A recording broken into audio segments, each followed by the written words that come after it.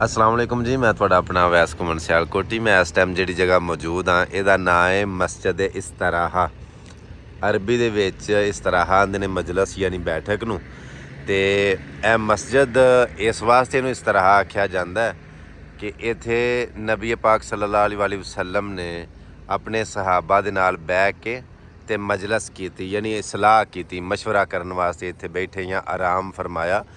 ये मस्जिद है जो रोड तुहानूं नज़र आउंदा ना पिया, जिहड़ी गड्डी गई है ये मतलब हरम पाक नूं गई है और वो जिहड़ी बोतलां पानी वाली लैके गड्डी जा रही है वो उहद नूं जा रही है। इहनूं तरीके शुहदाए उहद आख्या जांदा है, यानी कि ये उहद नूं रोड जांदा हरम पाक तो।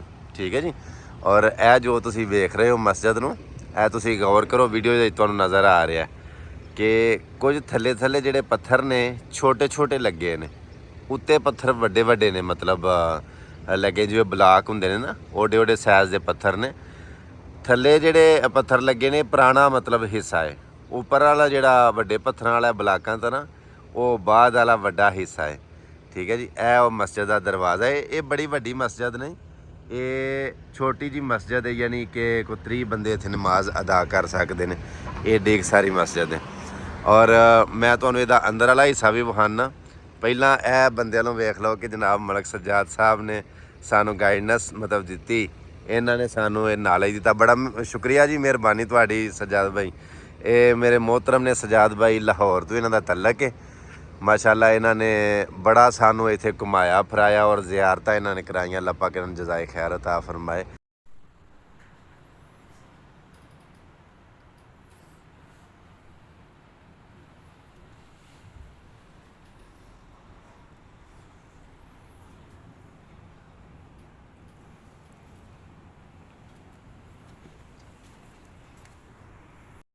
किड्डे खूबसूरत वेंदे हो पे, अच्छे अंदाज दे नाल जिवें पत्थर दी बनी है, पर नाले भी पत्थर दे ने।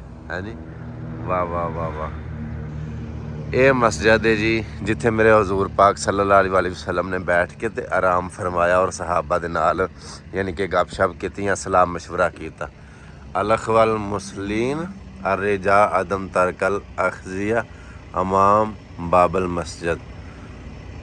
थोड़ी बहुत ही अरबी मैं भी पढ़ लेना, हूँ मैं भी अरबा च आए हैं। बाकी है वेखो जी माशाल्लाह, क्या बात, वाह वाह वाह वाह वाह जी वाह। ठीक है जी, वेखण वालियां नूं अल्लाह पाक दी ज़ात तुहानूं सारिआं नूं सलामत रखे। एक रिक्वेस्ट है, अगर अच्छी लगे वीडियो अगर शेयर लाजमी करियो जे, क्योंकि अपने वालों मैं बनांदा ही वीडियो अच्छियां और क्योंकि इहदे विच कोई ना कोई चीज़ तुहानूं ऐसी वेखण नूं मिलदी है कि जिहड़ी नवीं हुंदी है या जिहड़ी अच्छी चीज़ हुंदी है। अलहमदुलिल्लाह कोई बेहूदगी कोई गंदगी शेयर मैं करदा ही नहीं।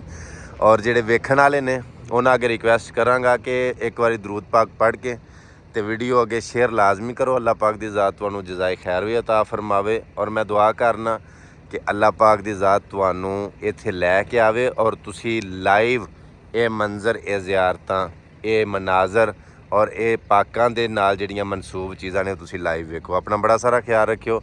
वीडियो अगे शेयर लाजमी करना। अल्लाह सोने दे वाले। सलाम आखिरी वसलाम आखिरी।